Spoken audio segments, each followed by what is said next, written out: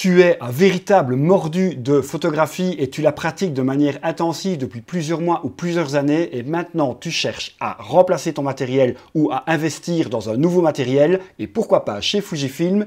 Je m'appelle Karim, je suis photographe de portrait et de mode et je suis équipé en Fujifilm depuis plusieurs années et ma mission dans cette série de vidéos c'est de trouver ton Fujifilm, t'aider à trouver le Fujifilm qui te ressemble. Et dans cet épisode donc, je vais m'adresser à ce qu'on appelle les amateurs avertis, les véritables passionnés de photos. Et j'ai donc sélectionné dans la gamme Fujifilm deux appareils photo experts qui pour moi correspondent parfaitement à cette catégorie. Je vais donc vous présenter le Fujifilm X100V et le Fujifilm X-T30 deuxième génération. Ils sont tous les deux équipés de la même génération de capteurs processeurs et donc Fujifilm vous assure encore une fois d'avoir le meilleur rendu quel que soit le boîtier que vous choisissez. Leurs viseurs électroniques sont également identiques. Vous avez un viseur à 3,32 millions de pixels OLED qui va vous permettre vraiment d'avoir un très joli aperçu de la photo que vous allez prendre. Les écrans sont deux écrans 3 pouces LCD à 1,6 million de pixels qui résistent bien aux reflets et aux hautes lumières. Donc là aussi, vous aurez un visuel très agréable. Les deux appareils comportent évidemment les simulations de film si typiques à Fujifilm. Vous en avez 17 ici sur le X100V et 18 sur le X-T30 deuxième génération, simplement parce que le X-T30 deuxième génération est un petit peu plus récent et vous gagnez l'Eterna Bleach Bypass sur celui-ci que vous n'avez pas sur le X100V. Simulation de film que vous pouvez évidemment utiliser en photo comme en vidéo. En vidéo comme en photo, il vous donne le même rendu. Ici, en vidéo, les deux sont capables de faire de la vidéo 4K jusqu'à 30 images par seconde ou Full HD jusqu'à 60 images par seconde. Ces deux appareils, selon moi, s'adressent principalement aux photographes plutôt qu'aux vidéastes. On va le voir dans leur ergonomie, mais également dans leurs caractéristiques. Tous les deux sont dépourvus de stabilisateur, donc si vous cherchez un appareil plutôt qui va vous faire une vidéo très fluide, sans tremblement, je vous invite à aller voir ma vidéo précédente sur les appareils pour débutants avec le XS10 ou ma vidéo sur les appareils pour experts plus et professionnels avec le X-T4. Donc ici, on s'adresse vraiment à des gros passionnés, des gros mordus que vous êtes de photographie. Les deux, donc, au niveau des caractéristiques et des rendus photo-vidéo sont identiques, mais pourtant, ce sont deux appareils bien différents dans la philosophie et s'adressent donc à un type de photographe bien différent. On va commencer par le X100V qui est vraiment une sorte d'ovni dans la famille Fujifilm et même dans la famille des hybrides de manière générale. Un appareil que j'adore parce qu'il a vraiment du style, le voici. Il est donc très rétro, ça c'est vraiment typique à Fujifilm.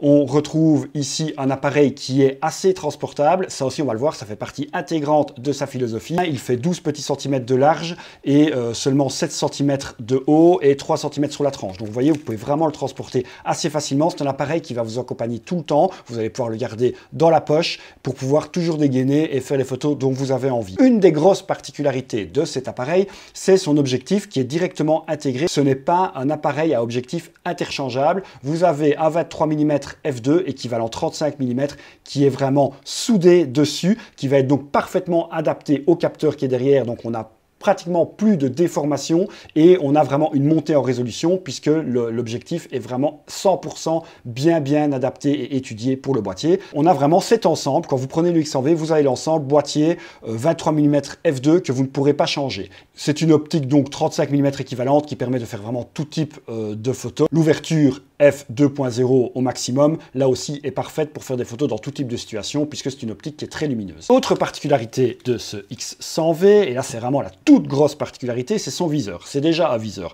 déporté sur le côté. Là aussi, on voit vraiment l'identité de l'appareil de street photo et de reportage puisqu'il est sur le côté. Et donc, quand je vise avec mon œil droit, j'ai toujours l'œil gauche sur le réel. Je ne perds jamais contact avec ce qu'il se passe autour de moi. Ça permet de ne jamais rater l'instant. Mais ce n'est pas tout, puisque ce viseur n'est pas un viseur électronique à proprement parler, mais un viseur hybride.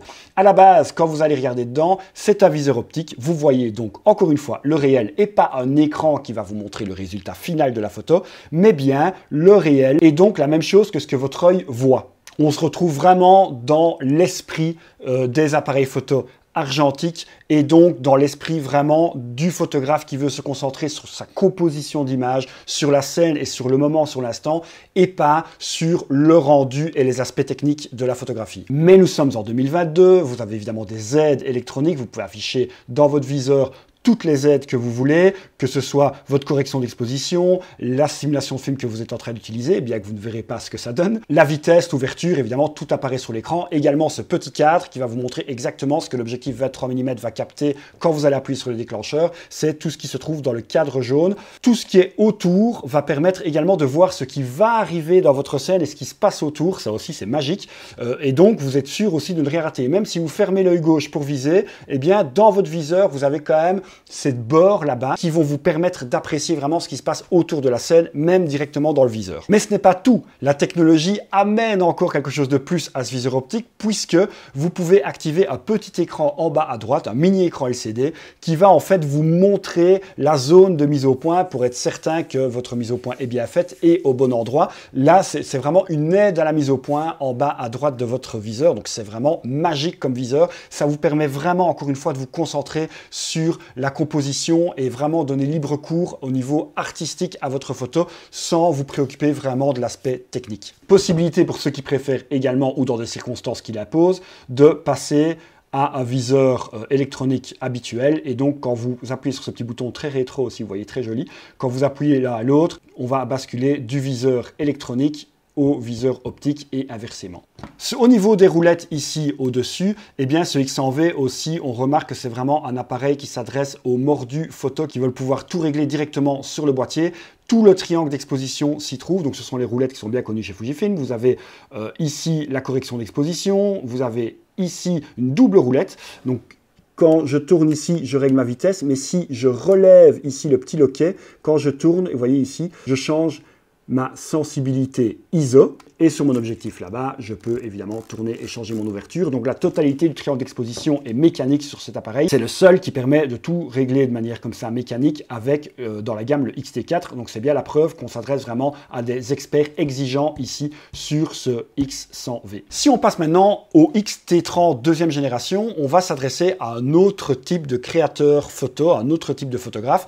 Le voici ici. Déjà, on le voit directement qu'on a ce viseur électronique central, ce qui va vous permettre vraiment de vous concentrer sur votre scène et de ne pas regarder ce qui se passe autour. Donc là, je vais appliquer tous mes réglages dessus. On a toujours un écran vraiment adapté au photographe, hein, et donc toujours dans l'axe de ma visée, comme sur le X100V tout à l'heure, et pas un écran adapté plutôt aux vlogueurs, aux vidéastes sur le côté. Alors, il est aussi très petit. Il fait même 100 grammes de moins à boîtier nu que le X100V. Il fait environ 370 grammes avec la batterie et la carte mémoire montée dedans, mais il va fatalement être plus lourd puisque là, on a un appareil à objectif interchangeable et donc en ajoutant des objectifs, on va l'alourdir et on va gagner en encombrement. La philosophie est donc tout à fait différente. Là, ici, j'ai un appareil sur lequel je vais pouvoir mettre multitude d'objectifs selon le type de photo que je vais faire, et donc je vais pouvoir même intégrer des zooms, pouvoir intégrer des objectifs qui sont plus axés sur le portrait, sur la photo de sport par exemple, ou sur le paysage. Là vraiment je peux choisir l'objectif qui correspond au shooting que j'ai préparé ou à la sortie photo que j'ai préparée. Autre grosse différence également, ici on repère que le viseur est un viseur purement électronique. Ici au niveau des roulettes, toujours typiquement Fujifilm, on a toujours la correction d'exposition, on a toujours le réglage de sa vitesse, mais on n'a pas les ISO comme sur le X100V, donc on n'a pas le triangle d'exposition complet. On aura évidemment la bague d'ouverture sur l'objectif, mais on n'a pas la sensibilité ISO qui va devoir se régler sur une des molettes ici. Donc on n'a pas de manière mécanique l'entièreté du triangle d'exposition. On va devoir peut-être régler ces ISO à l'avance ou les mettre en automatique. On est plutôt ici dans un souci de rapidité et d'efficacité. Là ici encore une fois une roulette qui montre bien qu'on est sur un appareil qui cherche plutôt l'efficacité. On peut passer évidemment d'un mode en prise de vue unique ou alors directement passer à la rafale mécanique ou la rafale numérique. On peut directement passer au bracketing. Les deux, le X100V fait évidemment aussi du bracketing, mais on n'a pas de raccourci direct. Là, on peut passer directement au bracketing 1, bracketing 2, par exemple, le bracketing d'exposition et le bracketing de simulation de film, par exemple. On voit vraiment que tout est fait pour que vous ayez accès très très vite à des menus dans un souci vraiment d'efficacité et de polyvalence sur cet appareil. À savoir également que sur ce X-T32, encore une fois, dans un souci d'efficacité et pouvoir faire des photos dans beaucoup de conditions de lumière, en basse lumière, la mise au point a énormément été améliorée par Fujifilm et donc vous gagnez un stop en détection de phase en basse lumière sur la mise au point et vous gagnez même jusqu'à 3 stops sur la détection de contraste à la mise au point en basse lumière sur ce X-T30, donc largement supérieure à celle du X100V qu'on vient de voir avant. Voilà pour vous, sur les passionnés de photos qui avaient certaines exigences au niveau de votre boîtier, voilà donc les deux appareils que je vous ai proposés aujourd'hui. On voit vraiment qu'il y a deux philosophies différentes. C'est à vous de voir quel type de photographe vous êtes et donc celui qui vous correspond le plus. On a vraiment l'X-T30 qui est vraiment l'appareil tout-terrain avec lequel vous allez pouvoir faire tout type de photos, déjà en mettant les objectifs que vous voulez et avec un souci d'efficacité dans son ergonomie. Et puis on a ce X100V qui a un charme très particulier avec cette optique fixe non interchangeable, ce 23 mm f2 équivalent 35 mm, cette visée hybride. On est vraiment là sur le photographe qui va plutôt vouloir se concentrer sur le réel et sur la composition de son image, qui va peut-être vouloir raconter une histoire à travers ses photos. Le X100V, on retrouve vraiment le charme des appareils d'antan. Et si vous, par contre, vous voulez vraiment pouvoir faire tout type de photos et que vous voulez surtout avoir de l'efficacité avec votre appareil photo, alors là plutôt le X-T30 deuxième génération. Je vous mettrai évidemment des liens en bas de la vidéo où vous pourrez en savoir plus au niveau de l'aspect technique, des liens